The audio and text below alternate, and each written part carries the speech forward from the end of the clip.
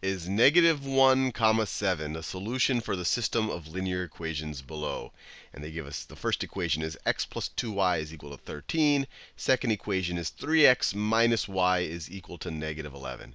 In order for -1, 7 to be a solution for the system, it needs to satisfy both equations. Or another way of thinking about it, x equals 7 and x is equal to -1. This is the x coordinate. X equals -1 and y is equal to 7 need to satisfy both of these equations in order for it to be a solution.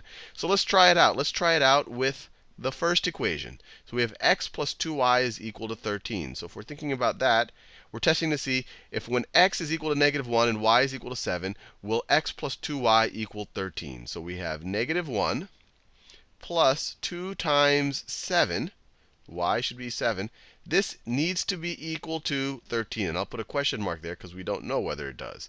So this is the same thing as -1 plus 2 times 7 plus 14. That does indeed equal 13. This is -1 plus 14. This is 13. So 13 does definitely equal 13. So this point, it does at least satisfy this first equation. This point does sit on the graph of this first equation, or on the line of this first equation. Now let's look at the second equation. I'll do that one in blue. We have 3 times -1.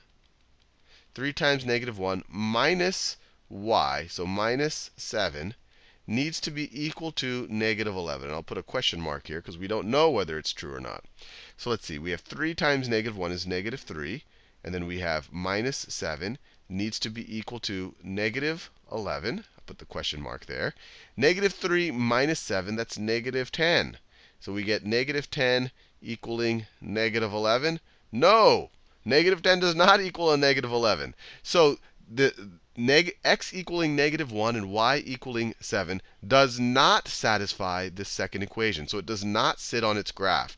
So this over here is not a solution for the system.